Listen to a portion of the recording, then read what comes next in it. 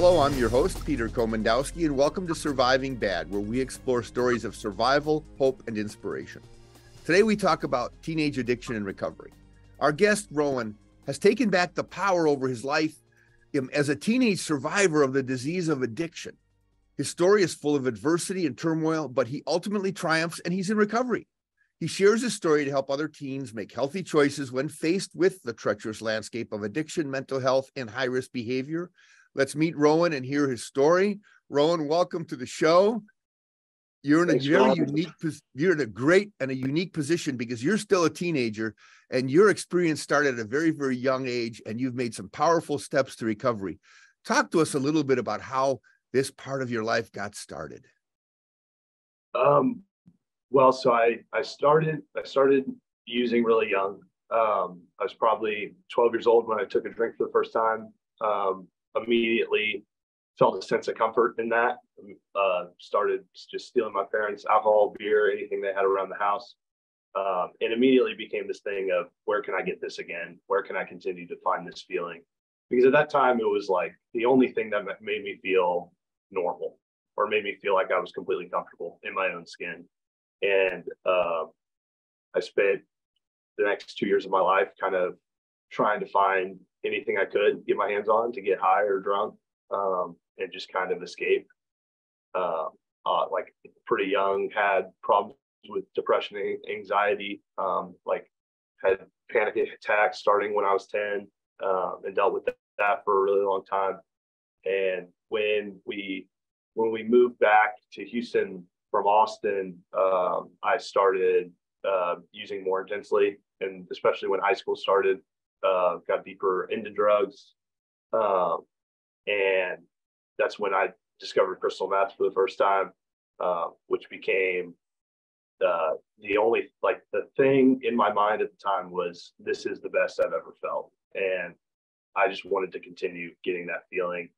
And alongside that came a lot of issues with being sexually assaulted, which led to me selling my body for drugs and alcohol and doing whatever it took to get my hands on meth and anything else I wanted.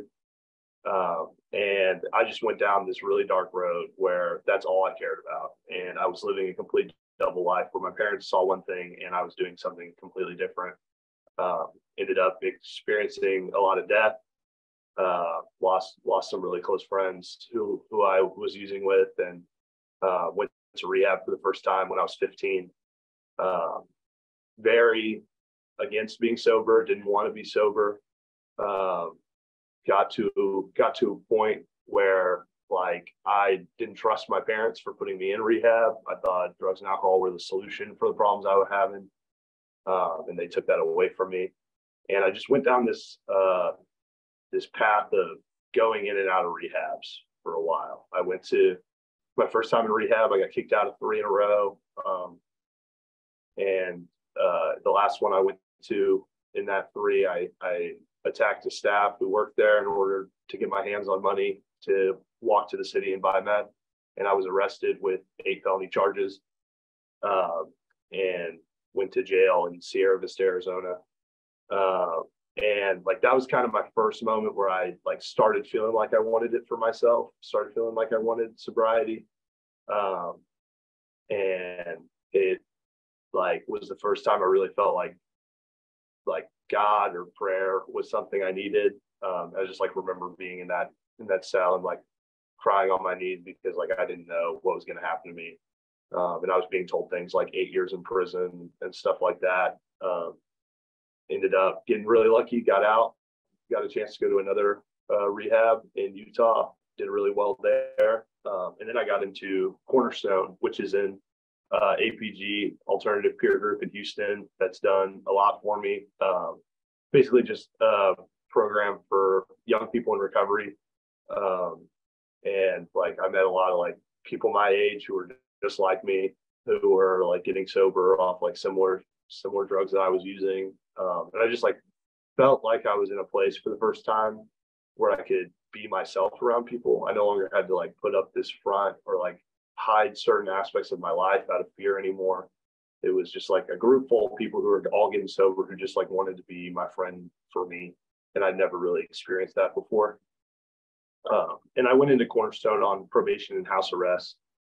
And I did that probably for 6 months, and I stayed sober the entire time throughout that. And then that's kind of where stuff started to go south a little bit. Yeah, and all of this happened before you even turned 18. I mean, you really went through a pretty powerful cycle of turmoil and chaos. And there's a part of this too, in terms of your connection with your parents, which is something important for people to hear. We're going to take a short break and we'll continue the conversation. Stay tuned. You don't want to miss this.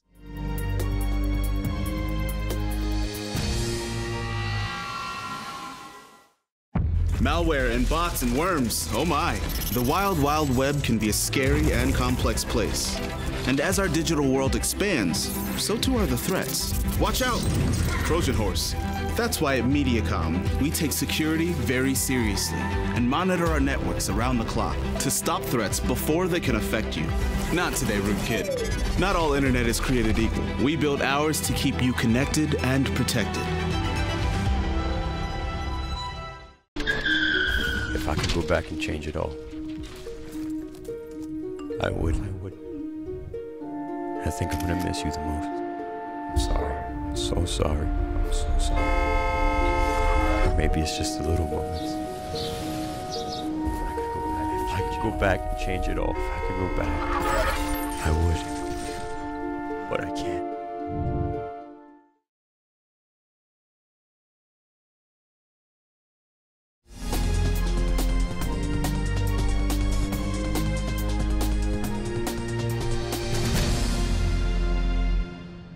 Welcome back to Surviving Bad. We're talking with Rowan Painter, a teenager in years, but in many ways mature for his years, as the disease of addiction has taught him a lot of lessons.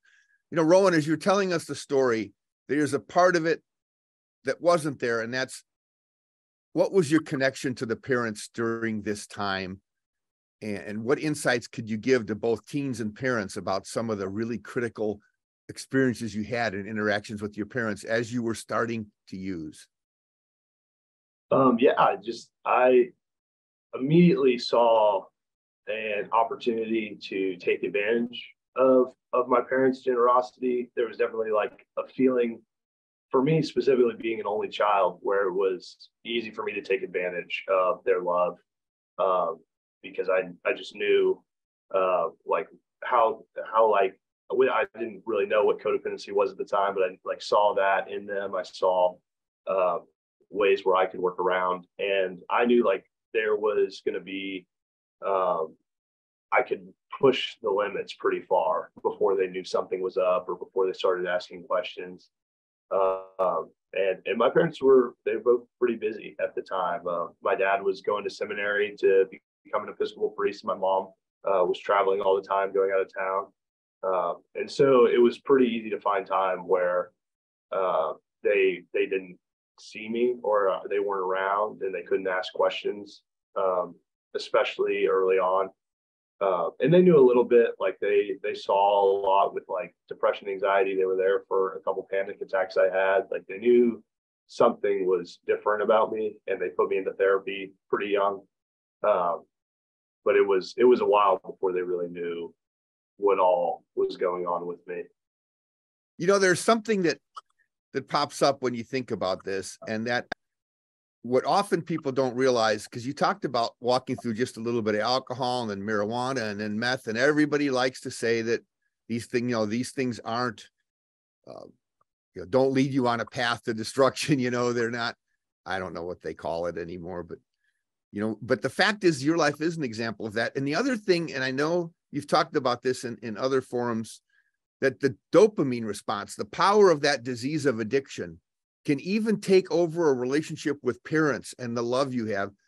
And not only is that powerful, but then that stimulates codependency, because the parents' love follows you down that path, which is really testament to the power of this drug. Now, not to step too far to sequence, but you've been in recovery and clean now for a good period of time. You can tell us how much, and you're rebuilding a relationship with your parents. Talk to us a little bit about that, how you sort of recognized that dependency and were able to step away from it? Yeah. So I've been sober about 18 months now. And a big part of me and my parents' relationship being where it's at now is we took a huge break from each other there for a little bit. I came back from rehab this time around. I went straight into sober living. I didn't live with them anymore. We'd only see them on Thursdays when we get dinner, and we talk throughout the week. And the whole time, my parents were also working an Al-Anon program, so they were working the steps with their codependency and their issues with control. And I was getting sober, and I was working on myself. And so there was this big space where we were both working. We were kind of both just working on ourselves separately from each other. And then those times where we did spend together were more meaningful, more genuine. There was just like a sense of honesty that wasn't there before. And like now I can definitely say like me and my parents' relationship is the best it's ever been.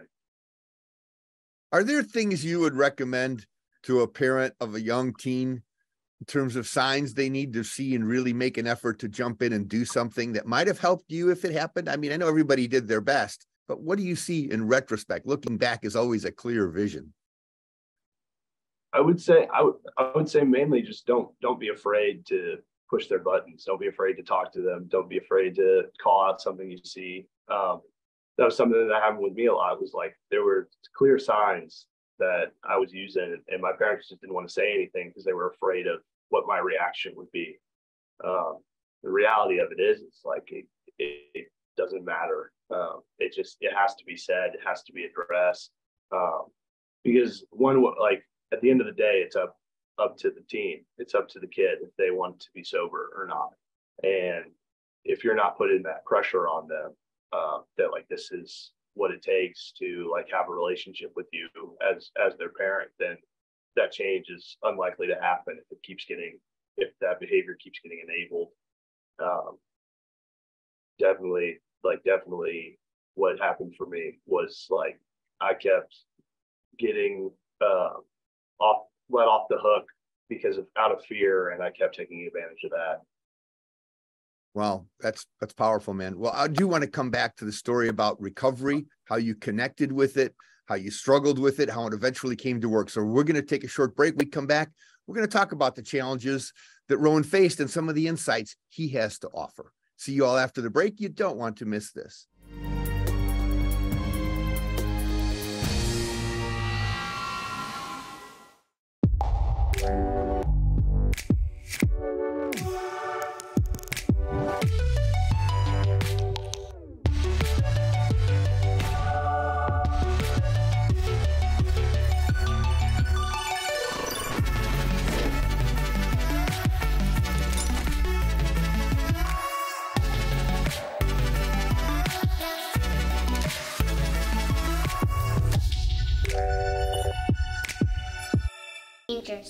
You told me not to cross the street without looking both ways. You told me not to touch the stove. You told me not to do drugs. You told me not to drink and drive. You gave me so many messages about how to stay safe. Why didn't you keep me safe by properly storing your gun?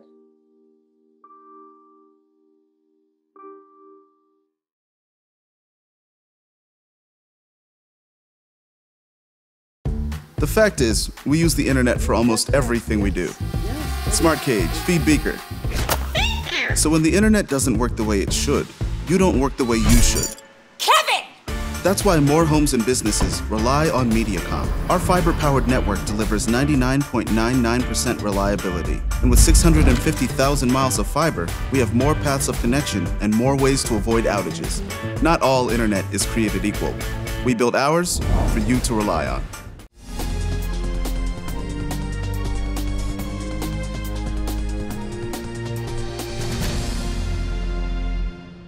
Welcome back to Surviving Bad. We're with Rowan, a teenage survivor of the disease of addiction who's in recovery and doing really well. And Rowan, as part of that you are rebuilding a life. You've made new friends, created new connections, all as part of this recovery process.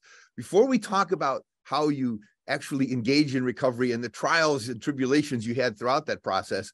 Let's talk about one of the steps you're taking now, which is a GoFundMe page you're using to take an even bigger step to establish your independence and get a chance to build on this recovery process for a healthy life. Tell us a little bit about the program you're looking at and why you're doing it. Yes, so it's I'm going on this backpacking trip with a group called ALP, which is Adventure Learning Program, which is another APG like cornerstone in Houston. And basically it's a group of teens in recovery. We're going to go backpacking through the Colorado mountains. I was invited on this trip to, they wanted some stronger people in recovery to go along with them. So I was invited, and so right now I'm currently raising money to be able to afford that trip and go spend some time doing something pretty crazy. Wow, that's pretty good. It's good to stretch the limits and learn some new things and help other people. Now, speaking of why that helping other people is so important to you, tell us a little bit about how you got started in recovery, which obviously was a situation where it was like either do that or a lot worse things are going to happen. And that process of going through it a few times before it really caught on. Yeah. So as I was kind of saying in the beginning is I got off probation, and then it became a cycle of relapse for me. I got in a relationship that I shouldn't have been in, which I highly recommend if you're going into recovery, do not get in a relationship early on. And it was really toxic and unhealthy. And she was really freshly sober. I was really freshly sober. And like, I let the emotion of that affect me for a really long time. And I went in and out. I had glimpses of like happiness and a healthy life and sobriety. But it was in and out of rehabs, overdoses. And finally, like the last time, when I finally got sober this time is I went out and I overdosed. I told my mom that I was 18 and I was leaving and I was going to go get high again. And a stranger saved my life, and I was face down in a puddle in Houston, and someone brought me into the hospital. And when I woke up, one of my best friends in the program was standing next to me, and I just had this realization that this is what I wanted and that I didn't want to die anymore. Because I'd come to grips with the fact that that's where my addiction, for me, that's where it leads, is death. And so I went into an adult rehab, which was my first time in adult rehab. I completely wanted it for myself, which was new. Before, it was always my parents telling me I needed to get sober, or probation or whatever. And this time it was just like, I just want this because I see how happy people in this program are, and I don't have that. So went into rehab. I got out. I did sober living, which is an amazing experience if you're an adult in recovery. Getting sober early on, basically you go live in a house with a bunch of other dudes who are also getting sober, and there's like flexibility to it. It's a good step down from rehab, and I did that for about a year, and I really dove in with my sponsor. And my sponsor has been working with me for 2.5 years. So he has seen every side of me, all the good, bad, and the ugly. And ended up just really connecting with him. I started working with other dudes, sponsoring people I never thought I would sponsor, working with people I never thought I would work with. My first three guys who I took through the steps getting sober were in their 30s. And I'm 19, 18 years old at the time. And like, I just started experiencing this new feeling that I'd never had, which was the light you see in someone else when they get it. Because I had moments where I felt it in myself, and I finally felt like I had it. And then finally being a place where I felt like I got to help someone else experience that was a new feeling of like just pride in myself and in them. And today, like, that is the thing that keeps me sober. The obsession to use is gone. I don't really think about drugs or alcohol anymore. And like, the thing that keeps me in that place is continuing to work with new people and helping other people get sober. Now, your parents, they had their own journey to deal with their codependence, and they approached that, but you also needed some separation. And I know that symbolic of that is the adult program, But that separation also allows you to make new friends, break the cycle of connection with the toxic people in your life, not your parents, but if you go back home, you're back into the same community, the same people, maybe the same stigma, and it's harder. How much do you credit getting that little bit of break? I mean, like, it's like tough love. I mean, you're breaking away from your family, but you have to rebuild on a fresh foundation. Did that work really well for you? Yeah, that was definitely the turning point for me. I think my parents were fed up with me. It was really hard for them to just see me to do this over and over and over again, and doing the same thing every time, just hoping it would work. And like, to finally have that space, I think it just like, it was really healthy. And it was also a wake up call of like, this is real now. Because I think every parent kind of goes through this thing, or I see it a lot in Cornerstone with parents, is like this thing of like, oh, he's like, this is like, he's 16, like he's like going through a phase, or they may not say that out loud, but it's like, it's kind of normal for parents to kind of think like that. And so like, I think that was finally the point when it was like, this is real, and this is different now. Well, thank you, Rowan. We're going to take a short break. When we come back, we're going to ask you to share some final comments, insights, and inspiration for people watching the show. Stay tuned. You don't want to miss this.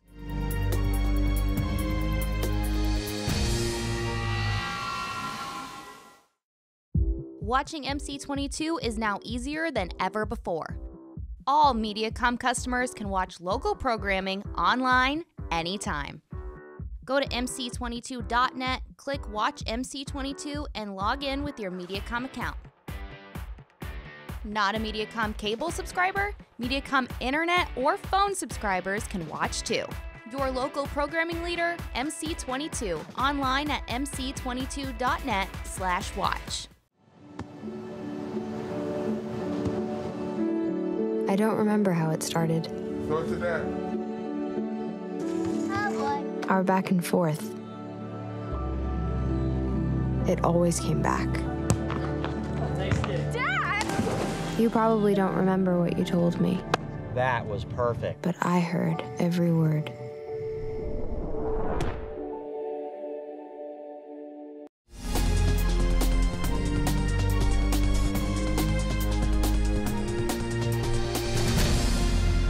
Welcome back. Today on Surviving Bad, we're talking about growing up as a teenager in a culture where the disease of addiction is a threat to children at all ages. Let's see what insights our guest, Rowan, has to share with us today. Rowan, it's really brave of you to be here. You're putting your life out there. You're really an adult in a teenager's body right now, but you're still living life as a teen. You got that excitement. You're working on this GoFundMe for your camping trip, and you're mentoring other people, especially young teens. What's some advice that you would share to parents, teens, or people dealing with recovery? Well, my biggest advice from personal experience is it's all about when you're done. My story is one where I took it to the extreme every single time. I put myself in the face of death a lot, and that doesn't have to be the case for you. And you can choose when things get out of hand and when it's time for you to want to quit. Because like, reality is that rock bottom is whenever you keep digging. That's something that they say in the rooms a lot. And the parents, it's just maintain hope. Just keep having hope that it'll work out. Because I know I put my parents through the ringer. If they had lost hope at any point along the way, that I don't know if I'd be here today. That's powerful. That's a powerful statement of love. One question for you. And I know that you did everything you knew how to do and your parents did everything you had to do, but if you could go back in time and meet Rowan before that first beer, when he was thinking about that first beer, those early days, what would you tell him? This Back to the Future type of thing. I'd probably tell him it wasn't worth it, and that there's solution other places. And that what he's going through is pretty tame compared to what could happen ahead. Well, that makes perfect sense. But I know at that age, you did the best you knew how. And it's fascinating because the power of alcohol, not just to lead you to marijuana and then to meth and all the other activities that were surrounding that environment, to destroy the bonds of your family or threaten them, to destroy the bonds of your faith because you grew up in a faith-based family, to tear apart your friendships and leave you standing sort of alone on an island, having to carve out a whole new life. What were some of the most powerful influencers in this process? I know getting back together with family was, I know building new friends. How about the power of faith for you? Faith was huge for me. I got to a point where I had put myself in so many overdoses, so many trips to rehab, so many times when I thought that I should be dead. And I wasn't. And I knew for me, that meant that there was something out there that was watching over me. And from then on, I just kind of saw in other people who had faith. I saw in my dad, I saw in my sponsor, I saw in all these people just this different level of life that I wasn't experiencing. And I wanted that. And I wanted to connect with God. And early on, it was not like this figure or anything. It was just like, there's just something. And over time, my faith has evolved and become what it is today. When you talk to other teens, what are some of the things they talk to you about that worry them, that make them scared about the world, that maybe parents need to know? Shoot. I'm not sure. I guess most of the time it's a lot of inner demons. It's a lot of self-doubt, a lot of insecurity, a lot of I'll never be good enough. I'll never be this way. I have to be a certain person to succeed. And just a lot of times early on, it's not being okay with where they're at.